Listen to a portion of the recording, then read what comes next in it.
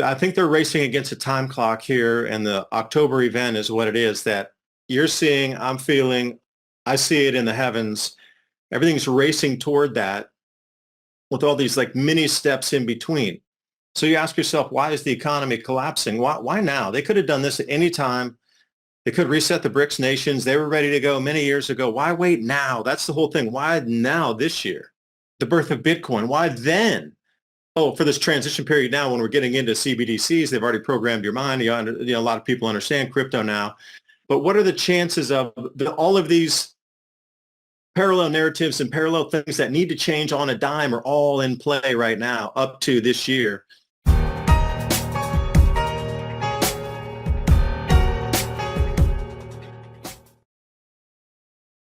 But outside the Five Eyes Western nations, they're asking people to buy gold and actively encouraging. And here's another thing since I got back, Rex, let me tell you. All right, so in Taiwan, Huangjingdou, which is like a gold bean, it's a gram of gold, so they call it a gold bean. Even have these cute little piggy banks that are all glass, real small ones, because grams of gold aren't very big. So when you put your gram of gold in the piggy bank, you can actually see the gold through the glass. And gold's very addictive. Once you start touching it, seeing it, you want more.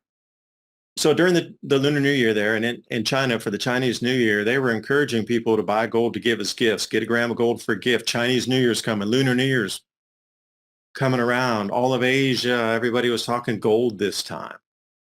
So that was during the beginning of the year. China was encouraging its citizens to buy gold. And you know what? Just this last week, they're like, stop buying the gold. Our central bank needs to buy the gold now. Buy silver. And that was just last week. So you're telling me you got all of Asia encouraging their citizens to buy precious metals. And we're sitting back here pumping pieces of paper. So what's coming at the end of the year? A lot of people can, war this, alien invasion that, a Trump card this, what planet's bent. But what if it truly is the electromagnetic frequency from our sun's changing? The potentiality of that drift is out to the outer planets, and we go right through the center of that. Even if it's a day, maybe it's two, maybe it's just an hour, maybe it's a second, but whatever turns on or whatever abilities were, imagine if we go through that for 3 straight days. Maybe that's the 3 days of darkness they reference is all the programming, the narrative that you've ever had built in your entire life evaporates and disappears for those days in a different electromagnetic field. And you see the world for what it is, truly, those leaders, what they look. You can see their dark auras. You can see the evil in them. Once you saw that, you could never unsee it, ever. Yeah, I want to hear what you might think, too. I am super looking forward to this. Ladies and gentlemen, how the heck are you?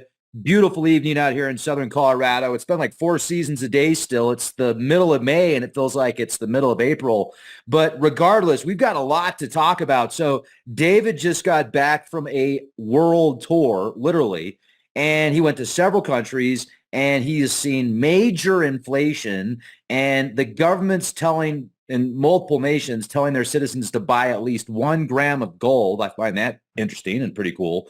But what in the heck is going on, man? First of all, I got to say, it seems like every time there's an election, there seems to be a lot of chaos that ensues before, during, and after. Let's hope not, but it appears so. I was watching some protests from the Vietnam War and happening before certain elections. And I was like, man, it's weird how cyclical these things are sometimes, but great to see it.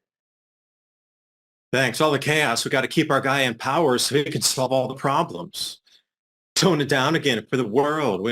Yeah, it always is like that. Hey, I had a quick question for you. Dennis, a guy that I know down in Texas, said same thing. It's kind of wet. It's kind of dreary. It's kind of cold, damp. It seems like the wrong season. I'm saying in Tennessee, it's the exact same. It's like at least 2 seasons are hanging in the air. Cold, damp, like down into the bones. And you're telling me in Colorado, it's the exact same. Sell in May and go away says it all. David Brady warns the S&P could nosedive to 1,000 points, erasing 14 years of gains. CEOs like Jamie Dimon have been warning about 70s era stagflation. The 70s were a lost decade for the stock market, but gold and silver exploded higher. From 1972 to 1974, gold gained 240% and silver surged 315%. China, Russia, India, and South Africa's central banks' buying spree for gold hasn't slowed. The same countries that comprise BRICS, an alternative to the US dollar, is already live. Call the proud Americans of the Patriot Gold Group today before it's too late. Mention the Adapt 2030 channel. You're going to get some great in-class service. Also, Patriot Gold Group has a no fee for life IRA where your IRA or 401k can be in physical gold or silver. No fee for life IRA on qualifying rollovers. Give them a call, 888-546-7020. And also now for the 7th year in a row, Patriot Gold Group is Consumer Affairs top-rated IRA gold dealer. 888-546-7020. And now on with the video. 3 spots I can verify just right here that's strange. I mean, it's kind of normal for Colorado, especially out here, but it does seem a little bit cooler than usual. The peaks have been getting snow, and northern Colorado is still getting tagged with a bunch of snow. But what is normal anymore with the weather? It seems like things really started to change. I noticed a huge shift around the year 2000, 2003, around there. But that far back, really? Okay. Yeah, but it's just getting weirder every year now. It's not, I mean, it's not getting more, it seems to be getting more bizarre as the days go on, doesn't it? Yeah, let me ask you then, when did your first noticing of bizarreness? And okay, you noticed the change, but when did you notice the extremes or the bizarres? Like what year did you notice? Oh, that's really like way different than it's ever been. When was that? Oh man, around 2009. Because I just noticed a lot of patterns with certain contrails in the skies. And that was in San Antonio at the time. And then I did a trip to Colorado Springs in 2013 for work. And I was like walking with my coworkers in the daytime, and we were getting ready to go to work, and we're looking up the skies, and stuff is just literally falling from the skies like dust. Yeah. Oh yeah. So you actually equated those two and really started to put it together in 2009. A lot of people are just learning about that. Now with the Dubai floods and all this, and China doing it so frequently too, people are starting to listen to that. Yeah, they really can bend the weather by cloud seeding and aerial disbursement of nanometals and whatnot to heat, to bend patterns, to make it rain. That's like it's viable now. Yeah. Kenya did the same thing. They were doing some cloud seeding down there, and they had massive floods. And there was one other country in Africa did it, Southern Africa, big floods afterward, and they were like pointing the finger at the guy or the company that said they were going to do it to bring more rain to the region. Reminds me of that same story that happened, I think it was in San Francisco or somewhere close to there. The city was going to pay a gentleman during the Dust Bowl to make it rain using silver iodide. Well, he did it so well that it flooded the town and cost, like back then, millions of dollars of damage. They're like, we're not paying you. You got to pay us. You flooded the town, dude, to the point of millions of dollars of damage. And we only wanted you to rain a little bit, but you got out of control, So who knows what they're going to do with the weather. Clearly, if you can control the weather, then you control so many aspects of the not only political spectrum, but the corporate spectrums. You pretty much control the world if you control the weather. You wouldn't need to send troops anywhere. You could just push a few buttons with your satellites, if that was the case. But clearly, folks, we're just talking hypothetical here. And regardless, I think we're kind of going off topic. I want to hear about your experience. No, but it does right. Okay, let's leave that as a point. So we're going to connect some dots tonight. So leave that as point number one. Like we're trying to put that thing with geoengineering, controlling the weather and control food. And, this whole thing, we'll leave that as point one. So we're going to try to wrap around and loop it back into the bottom of that. And then it'll make a complete circle kind of when we're talking. Yeah. I think that's what we're trying to get at is there's so many connected pieces, but they all seem as they're disconnected as a single dot. But when you start to weave the story through, you can start to connect dots that then make threads. And those threads then turn into a tapestry. So we're just trying to connect a thread for you tonight of different points, and away we go. That tapestry is now art. So how did you get the opportunity? How many different countries did you just go visit? Croatia and Italy. Drove through Slovenia. That doesn't count, but we stopped in Ljubljana for a minute there. Taiwan and Japan and Hungary. So here's the thing. We took Turkish Airlines, and I also got to go into Istanbul. And the airport's like, so this is another thing. So I wanted to tell you about my travels because what I saw is the emergence of BRICS out there in real time, real life, bigger than life, Hollywood-esque, and the rest of the planet's going that direction. And we're like withering on the vine here.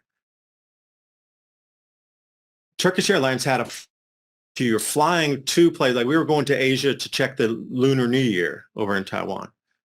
But as you're going in both directions, they allowed you one free, like a little intercontinental hop there.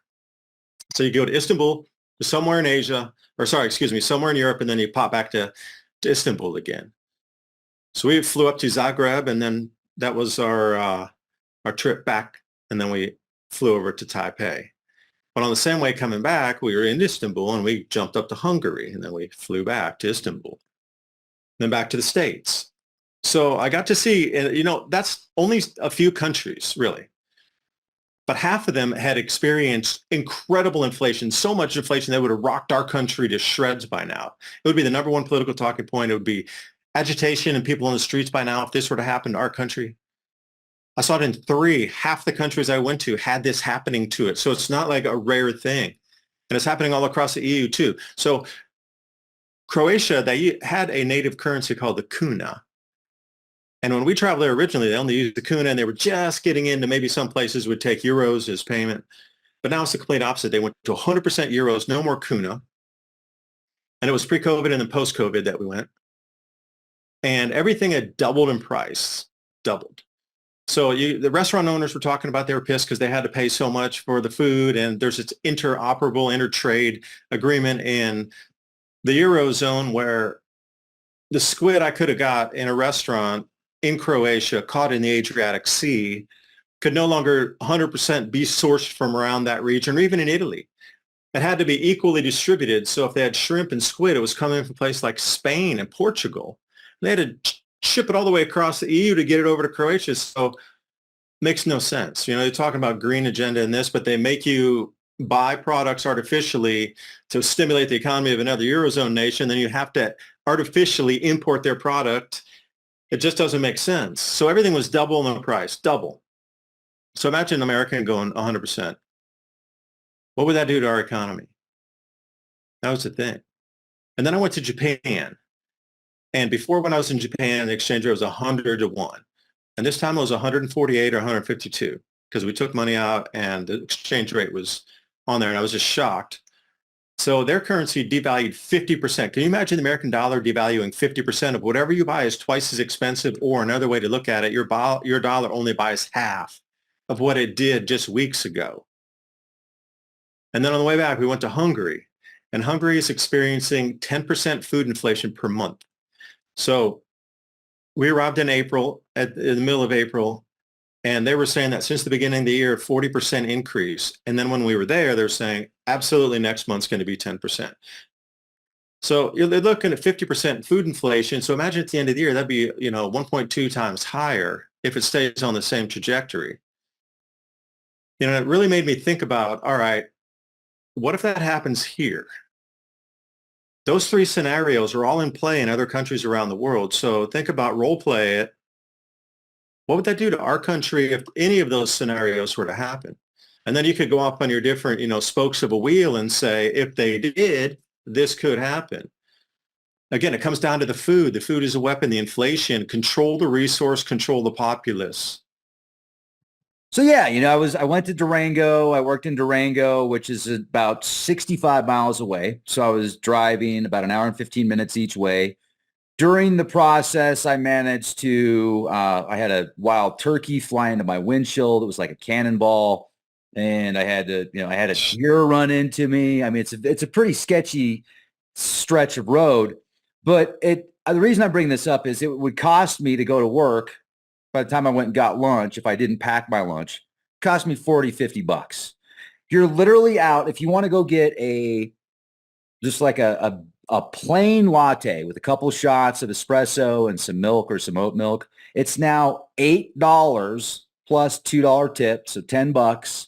If you want to get a turkey sandwich, literally a turkey sandwich, not the wild turkey that runs in your window, but if you want to get a turkey sandwich or a sandwich at Jimmy John's, it's 10, 11 bucks. By the time you add a bag of chips and a drink, you're out 15 bucks. If you want it delivered, you're out 20 bucks for a sandwich and a bag of chips. So, I mean, hasn't it already kind of doubled out here, man? It's freaking nuts.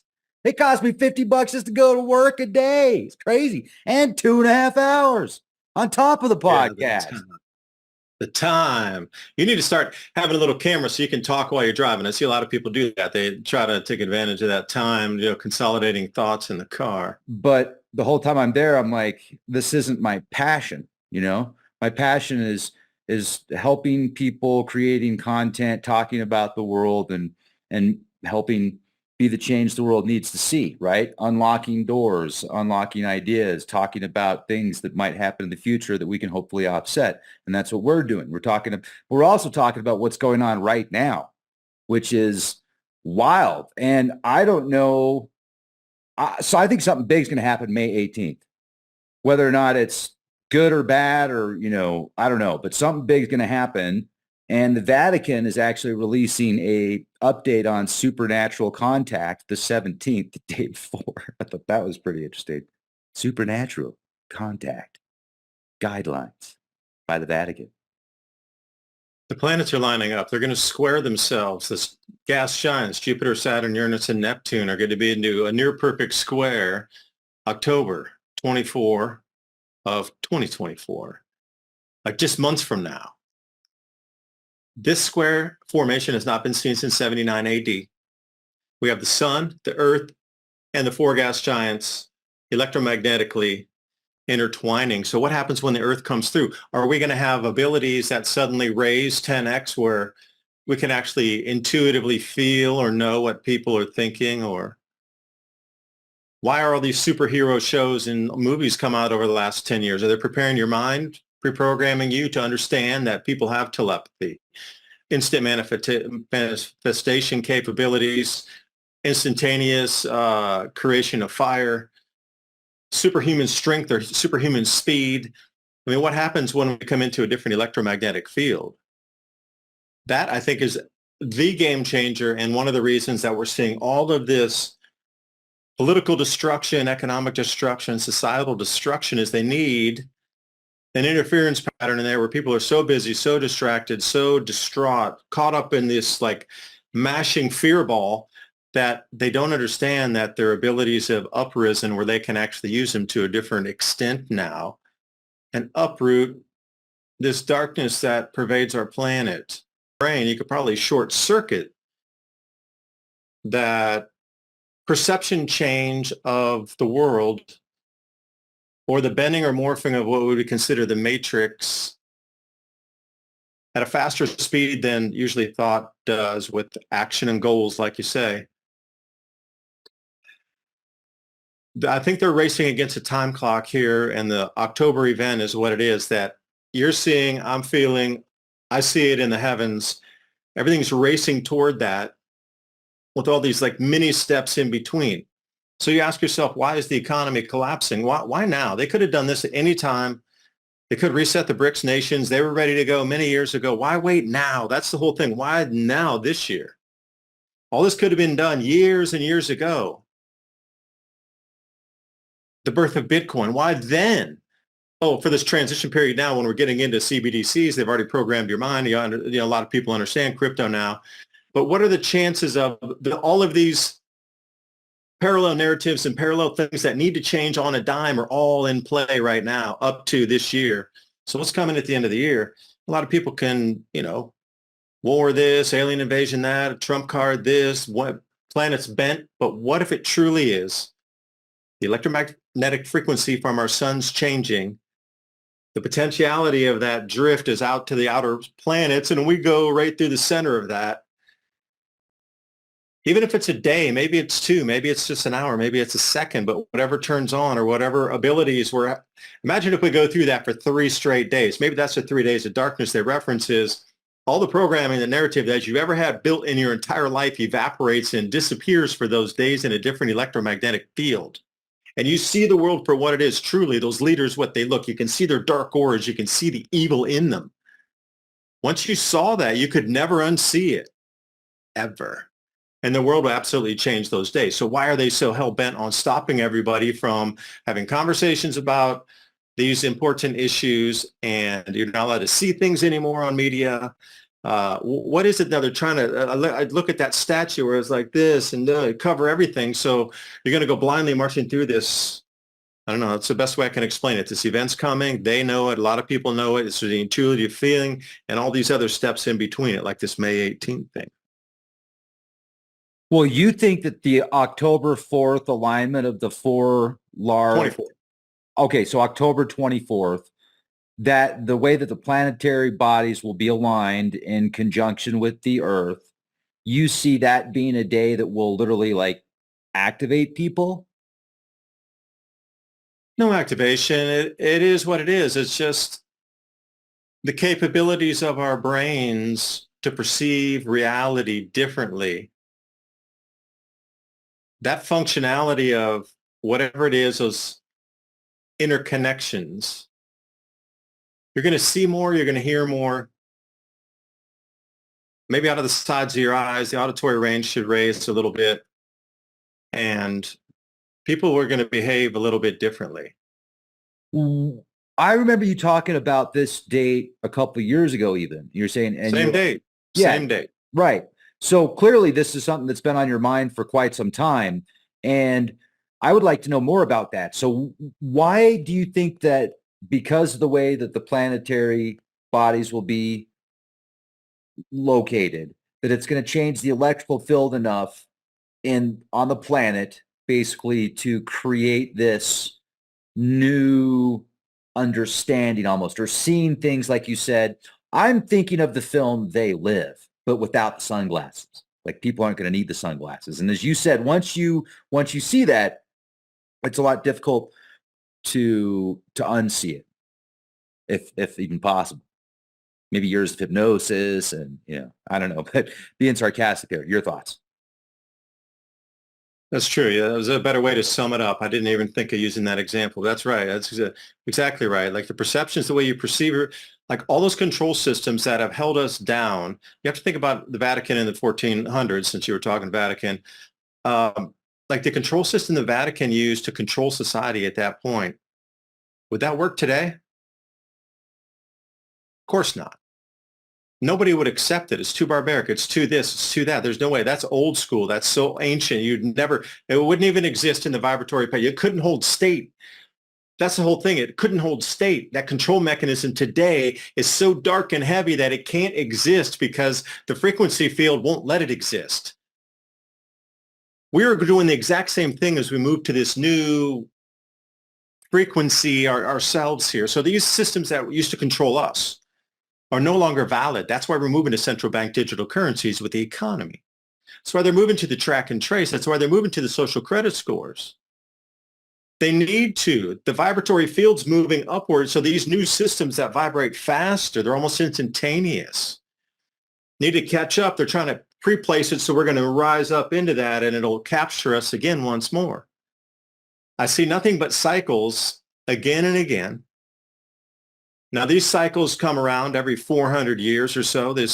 You think that weather systems upsetting and changing is just random happenstance in this exact same year that the currency is changing, governments are collapsing, world war on the cusp, and all this is happening in the same exact trajectory and timeline on this same year. That's insane, too, that you can't just sit there and look at all these things happening in unison, and it's just because what? Like the noticeable weather changes now are so far beyond anybody getting explained away from CO2. Now they're starting to get a little scared of weather, the size of the hail, the ferocity of the winds, just the rains, the record rains, and the floods, and the biblical just rivers from the sky right now on top of all of this. Control the masses through a natural cycle that you know is going to upset society and rip it shreds anyway for civilization. Take me through it. How would you control them? We're starting to see it now, and you would know. We're right here. You can no longer mask it. We're at the point now where the crop losses are going to be coming this year. Brazil was the final kingpin that just got knocked out. That was the supplier for everybody else. You're going to watch the things happen in the markets this year too. Food's going to be a number one story at the end of the year. So you can't hide it anymore. I'm just trying to make the point. Now control the populace. I mean, if you have another way that you could control things would be time.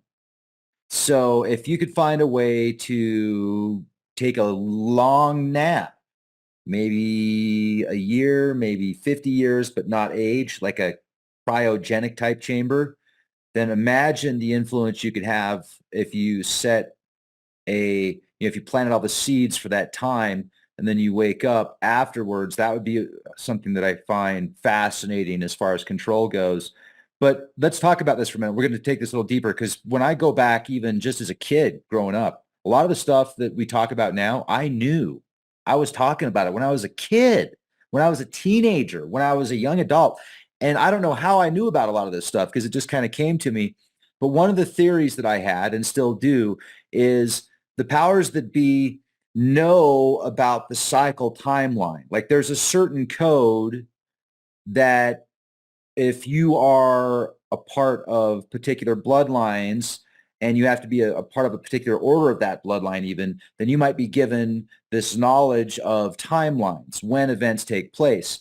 And if you can influence time by not aging as much or by living longer through genetics, then you could see these unfold. And it appears to me with the research that I have done, there is absolutely a controlling faction behind the scenes that manipulates the world through various aspects. And this is with the bloodlines. And you can even read about certain, like Enki and Ninmah, that story of Enki and Ninmah. I think that has got the details of when the Anunnaki actually gave birth to a human child. And that's where the bloodlines started. And they created their empires and their dynasties, and maybe some of them kind of stayed here, maybe some of them took long naps, and maybe some of them took off, and then they're coming back. But this 2030 timeline seems to have some significance, whether or not they're going to admit in 2030. But I think something's happening, and maybe it has something to do with this Foursquare you're referring to, this 2024, October 24th date. May 18th, there's going to be a big event that takes place that day as well. They're smart, man. They know. They've done this before. I think they've probably done it on multiple planets. I don't think it's like the first. They've probably done it on this planet multitudes of times as well. Many times. How would you have a zodiac? How would you have the knowledge of the zodiac, Will? A 24,000-year cycle.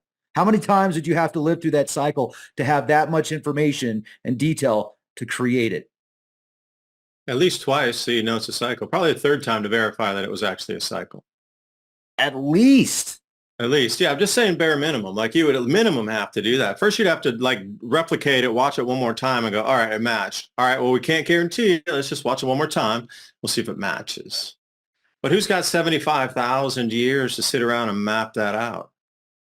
Obviously, some civilization that's been here far longer than us. Technology, yeah, in itself is a vibration, is it not?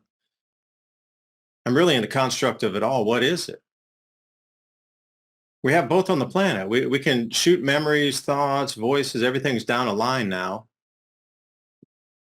And we have electricity that goes down lines now too. So if you think about just the way basic biology works, those are your senses.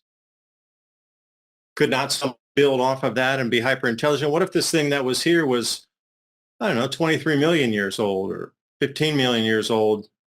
Would we know it was here even? Or would we be birthed into it and we would think it was what we understand as the world?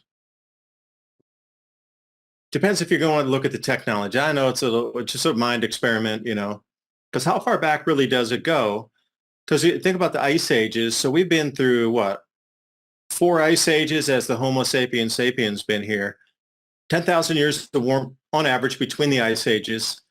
So we've had 2 prior times where the humans are just like us. So what did they invent? Where did they go? What did they do? We can't find a single remnant from either prior ice ages, or they have, and absolutely it's hidden from public view because it's just cycles, really. If you go back in time, I mean, I wonder what the Homo sapiens were like 320,000 years ago in an interglacial. Well, I can certainly say this. The more research I do into the Sumerian tablets, the Babylonian stuff, the ancient Greeks, the Romans, the Hebrew teachings, the Native Americans, the Mayans, like it seems like most of these stories, even the oldest ones, aren't older than 8,000 years old. There might be stories that are talking about times before then, but the stories themselves, the oldest ones we have, like that are either etched in stone or wood that got stuck in mud or on walls or whatever, they're about 8,000 years old, but they talk of times way before then. But if we look at these megaliths and certain megalithic structures and the way that they were built, it appears that there was clearly a race of beings much larger than we are, much more advanced, and they're not here anymore. There might be their like offspring, the hybrids that we talked about, but they were so far above and beyond. Even like you read about some of these kings, for example. I just found a tablet that I want to do a podcast on that's been around for some time. Hey, can I show you this picture? You want to show me a tablet? Why don't I show you? This is a picture of Rome, a painting actually, from the 1500s of Rome. Do you see a mud flood there? That's a Colosseum as we understand Rome. Okay. Not even 400 years ago. Or, well, yeah, 400 and what, 30 years ago? And since then, there's like there's more mud out there now? Or is that what you're saying? No, that's the Roman Colosseum that you see Roman holiday and everything, right? In the middle of Rome, downtown, that's the Colosseum. But it's got 10 feet of mud in front of it and hills. Oh, yeah. Yeah, like a hill. It looks like a grass hill or something. Well, it was flooded, and then obviously weeds grow on top of mud or dirt, and then you got a whole. There not enough people back then. It was too much to dig it out. You got to think about that too. What you're talking about, those stories, that's post cataclysm. Pre-cataclysm, what was there? They were coming out of the Ice Age anyway, which is an interesting fact because let's use your 8,000 years here. Our present interglacial, let's say it's stabilized 8,000 years ago. So we've had a chance in these last 8,000 years to develop the society where we are from hunter-gatherer, quote unquote, right to where we are in the rocket age and the space age and satellite age. 8,000 years. Because why? We have had a stable climate. I know there's been up and downs in there, but let's say stable climate. We know where the grow zones are. We know as far north as we can grow food, as far south as we can grow food. We've kind of wired it out. This is a hot climate. That's a warm climate. It's a medium climate. It took us 8,000 years to do that. Now, as we descended into the Ice Age, climate would have stabilized somewhere around 80,000 years ago. I'll be generous and say 70,000 years ago. And it didn't come out of that climate optimum back then until what, about 18,000 years ago? So you're telling me from 20,000 years ago to 80,000 years ago, 60,000 years of stable climate. What could they have built or become? I mean, we have had 8,000 years, and look where we've come up to. They had 50,000 years of stable climate to create a society and civilization that knew where the grow zones, the maximum north latitude, maximum southern latitude where they could grow food. They understand where hot was. They understood the medium or the temperate crop zones. And then it stabilized like that for 60,000 years. Okay. We don't know anything except legends from Solon or something. We might find a megalith scattered about after a cataclysm. What did they really have that's being hidden from us? And see, this is why in the beginning we were talking about these cycles coming around again. If you knew the cycle was here and it would shred your civilization, you would print to infinitum. It would never matter. You're never going to pay it back anyway. You would try to get as many supplies you could for continuity of government because there's some safe locations on the planet that are earmarked already. But you couldn't alert the citizenry that all their store shelves are going to run bare for a while because the governments around the world are going to stockpile, for hundreds of millions, if not a billion people for years on end. And we're going to stockpile out all over there. We're going to freeze, dry everything, put it over there. Your store shelves are going to run bare for a while. Gee, we need an excuse. And we need an excuse for never-ending money printing also, so nobody will even bat an eye if we double the money supply on the planet or even triple the money supply on the planet in a year or two. Nobody will even blink an eye. Then we got to keep everybody home. What would that be? I forgot what that. Oh, yeah. Now look at all those things happening in fashion, and you're telling me right on the same timelines when this October event is coming up that we just ran through the vid that reset everything for the entire planet, even including going to work. Like, it's almost unthinkable for people to go back to work again. Really, everybody's been working from home for so long. It's hard to go back to work, back to the office. Perceived enemies everywhere, but it seems like all governments are like a school of fish these days. If you understood it was a global event, all governments would work in unison together, would they not? So we just start to see the global economy in unison shifting. Gold-backed currency, real-world asset, tokenization of all assets, which brings us back to that fast-moving central bank digital currency blockchain application for all monies moving forward. I don't know. It's too quirky for me to believe that everything's happening and all leading right to this year, and there's not something going on. So you're looking at the economy and finance too. That plugs right into it. Right into it. Look over here. Look, we got to worry about this boogeyman. No, it's the boogeyman over there. No. It's Count Dracula. No. It's we've got a chupacabra we got to worry about. No, we got to worry about. Got to worry about them over there. That's like three-headed gargantuan dragon people over there. They're the scary ones. Like, seriously, magic mushroom worshiping, do you get out of here? The fungus. Yeah. So what do you think about, like, how do we really know? Because most people don't. I wouldn't be surprised if the majority of these people at specific, like very high levels, don't even know they're being played. Well, you're at the point now where it doesn't really even matter because you're either getting ready for the event coming up or you're not. And see, that's the whole thing is they're trying to keep everybody back to the complacency again. They're trying to keep you away from going back to becoming self-sufficient, getting out, working with the community, growing some food, getting a farm together, whatever, piece of land, doing something, raising something, growing something. They're trying to persuade you that everything's going back to normal, except that thing in the Middle East. Everything else is normal, pretty much, except the collapsing real estate, banking, and derivatives market. Except that, now we're all good. And then it's good. Just get back and life's going back to normal again. Food will be everywhere. It's the message they're giving you when things are falling apart at the seams here. I think the whole messaging is, if you're not getting ready, then that's kind of on you because there were so many messages out there that it was more than time to change your lifestyle a little bit to get more self-sufficient and off centralized systems. If you didn't get the messaging already after, I'm sorry. If you didn't get the message after the start of a near global war between attacking in the Middle East, which is biblical prophecy, if you didn't get to that little edge of things yet in the collapsing global economy, if you're not, that doesn't really do anything for you, where you might not be able to work, you might not be able to access your ATMs.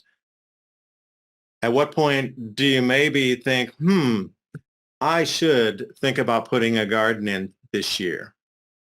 I mean, how many points of largeness would it take to awaken people? Because I look around and even after all these things that are occurring currently, like present time, and all the things that occurred in the last few years, they're just like, oh, what's on the game on Sunday? Yeah. I'm like, what? Okay. Let's hire the gardener. You're going to go trim the bushes. All right, well, trim the bushes. Where's your food? I'll just go to the supermarket and I'll get it. Like, what? There's a disconnect here. I really believe it is. I was going somewhere with the point, except it all rolls back to food again. So try to redirect me. You know my thought process. Well, let's go to Taiwan for a minute. What was it like in Taiwan? Everywhere outside the States was like booming. You could just feel it. You could like I was sitting next to people and they were like going to Riyadh, Saudi Arabia. And before you'd be like, going to Miami, I'm going to, so like think of the hottest destination in your lifetime that you could be going to where everybody knew. And when you say it, they're like, oh yeah, you're going there. They're going, yeah, we're going to Riyadh, just like super excited, like, boom, high five, Riyadh. Like it is pumping outside of these Western nations. The world is running away with wealth, opulence, expansion, debts, and they're just to the next level. We're inside here. Everybody's defaulting on debt. The debt's getting reset. But out there, see, nothing collapses to zero. So when all this reset does come, even if it is a natural cycle that causes it to go to zero, they already have a place set up where all the debt's going to get restructured, and then they just start the system over almost instantly. And it's ready to go. Literally, copy paste, boom, day one. All right, well, World Bank. No, the Bank for International Settlements will fund it all. Just start the system again. It's the same families that have been in power for how long, that have trillions and trillions of dollars. Of course, they're going to reset the system under their rules again in a new location, natural cycle. It's going to take it out anyway. I'm sorry. There's really nothing anybody can do except ride through, accept it, understand it, know what the triggers are, look for those changes, and then just check the next thing. Okay, good. And they're getting this much closer, this much closer. Okay, we're going to roll through this. All right, it's over then. Once it rolls through, it's over. But then they're not over. They're just restarting and resetting after you are, cascaded back in time of your lifestyle because you didn't get ready for anything. But outside the Five Eyes Western nations, they're asking people to buy gold and actively encouraging. And here's another thing. Since I got back, Rex, let me tell you. All right, so in Taiwan, Huangjingdou, which is like a gold bean, it's a gram of gold, so they call it a gold bean. Even have these cute little piggy banks that are all glass, real small ones, because grams of gold aren't very big. So when you put your gram of gold in the piggy bank, you can actually see the gold through the glass. And gold's very addictive. Once you start touching it, seeing it, you want more. So during the Lunar New Year there, and in China for the Chinese New Year, they were encouraging people to buy gold to give as gifts. Get a gram of gold for a gift. Chinese New Year's coming. Lunar New Year's coming around. All of Asia, everybody was talking gold this time. So that was during the beginning of the year. China was encouraging its citizens to buy gold. And you know what? Just this last week, they're like, stop buying the gold. Our central bank needs to buy the gold now. Buy silver. And that was just last week. So you're telling me you got all of Asia encouraging their citizens to buy precious metals. And we're sitting back here pumping pieces of paper. The rest of the world is going to move to trading assets. Like, let's say Rex needs manganese and he's from somewhere in Africa, but I need tin and I'm over here in, let's say, China. You would tokenize that and put it as a smart contract value for whatever your shipment and my shipment as a token. It can go anywhere, and whoever owns that key for that token owns the value of the token. And the base behind it to give it value is a real world asset. So 1,000 tons of manganese has a street value, for a better term, and it's wrapped in that contract. And it's backed by that 1,000 tons laying there on the floor in a warehouse or on a ship. That's how the payments are going to be moved through, because they can agree on a value for that asset or that portion of the asset.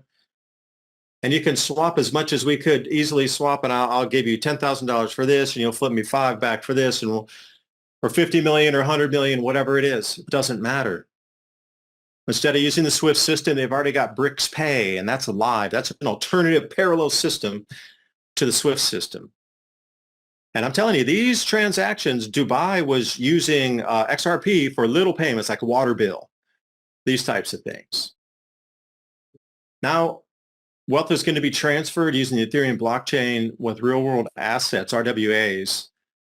And really, we're talking hundreds of billions, hundreds of millions. Any amount of money can be put on this, even as small as coming down to pay your water bill, and all the way for nations, sovereign nations, to settle debt against each other using these same tokenized assets. This is what I saw outside the U.S. We are so playing kindergarten behind on this. They've already set up a parallel system that's functional. The minute Saudi Arabia comes, I'm going to make another bold call here. The minute Saudi Arabia comes out and says, yes, we will take anything in payment other than, including and other than US dollars, that is the day that the petrodollar dies in earnest. And when that day comes, your world is going to absolutely change. When Saudi Arabia joins BRICS formally, and they're about to, and within the next 90 days, So the word on the street is.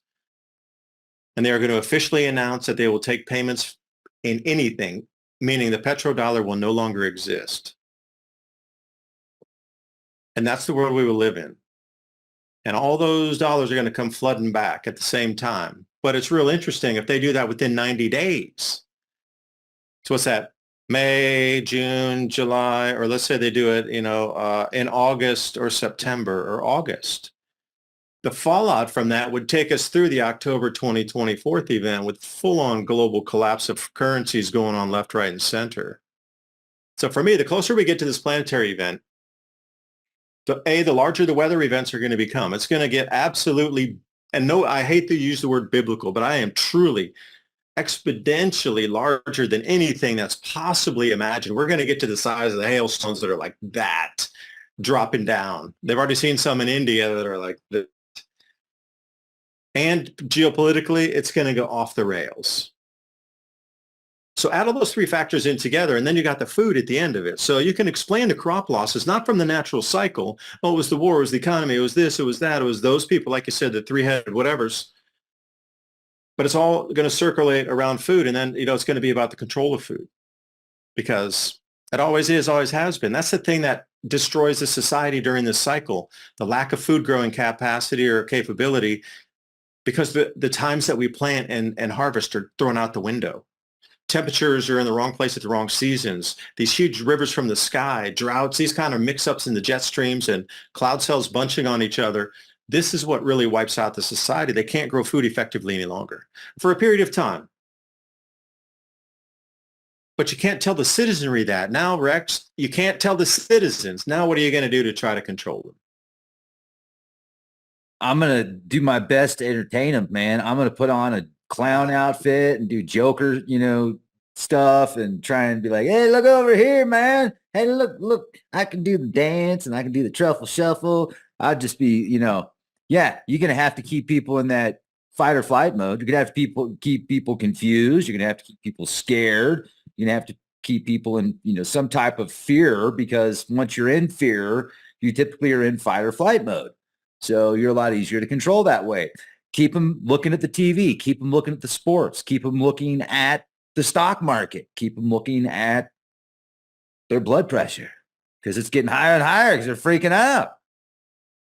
And the elites would have to disappear, or that group of helpers that brought us to this point would have to disappear without any explanations or questions being asked. If it were, it would be in the media for a day or two and gone again, never to be asked again. You start to look at how many, the real estate collapsed. None of the C-class, C-suite execs can go in anymore. They don't have to. They work from home. The entire top echelon of all global world corporations, that top C-class, they've all just disappeared. Everybody's working from home. Nobody knows. You got a Skype call. Is that even a real person? Is it AI? Who knows? But everybody just kind of disappeared. There's nowhere. You can't even go into offices anymore. Everything's closed. And there you have it. That's it. Now, if you can't understand that, that's a cycle. A lot of people know it's inbound. We got a date, at least could be the beginning of it. At least it's going to be a trigger, a catalyst for something to amplify. October of 2024, and then you start to look at all of what's been happening since 2020. That's the line of dots of just one single thread in it all. I'm sure there's many more points to connect to it, but at least just in a kind of wide, like low-hanging fruit that you can see, those apples are kind of in a line through the bottom canopy layer there. A lot of things are interconnected, all based on foreknowledge of these cycles and controlling the populace through this change, and also making sure you're in control on the backside. It really boils down to be as simple as that. And you can't tell anybody it's happening, because if it's a natural cycle and they knew you could have warned them 20 years ago, they're not going to accept your new mandates. But if it was all man-made disaster and they tried to do the best they could to stop it and rewrite history after it happens, then what? Well, you got to eat. That's what. What will you do to feed your family? What will you do to eat yourself? Man, you're asking some great questions, and I think people need to start asking those questions more often. And folks, don't be scared. Just be prepared. That's right. Be Yeah. prepared. Absolutely get prepared. That's the whole thing. If you're not prepared, you're going to get stuck with whatever they ask you to do, force you to do, make you do that you might not want to, but you're going to have to just to stay alive.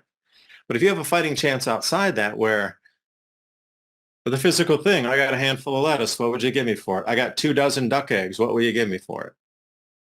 And if I don't, if 24 is not enough, and maybe I need something that costs me $500. Let's say Rex, you have something that is value that we both established is $500. And I'll say, I will trade you duck eggs. I know I can't give you all that at the same time because obviously there's going to be too many duck eggs. But what if I give you, like, how many does your family eat? Okay, a dozen a week. I will give you a dozen duck eggs a week for how many weeks out to purchase your $500 item. And that would be the way that trade would be done. Because you go to the grocery store every day for weeks and months and years on end, don't you?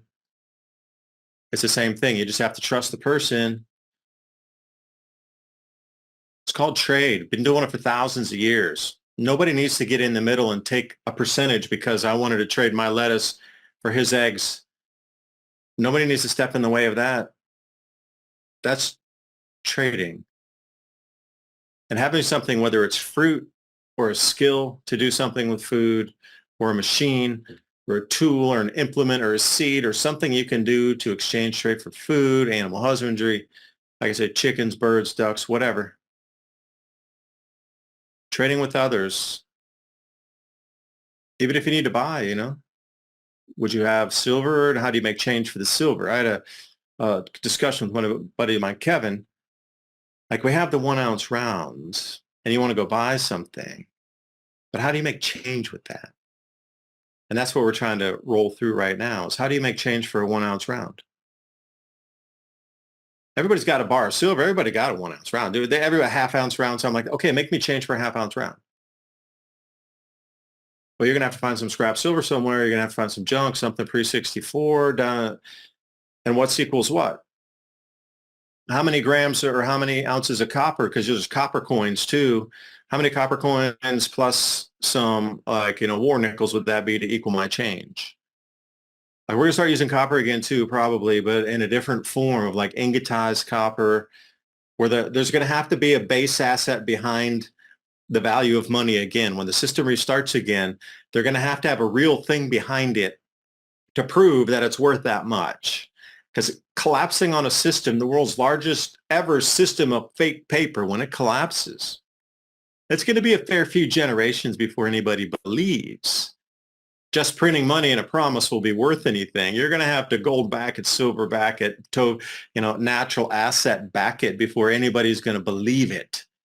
And that's the whole thing. That's why the BRICS is miles ahead of us because they started doing that before we realized nobody's going to really trust our money if nothing physical is behind it.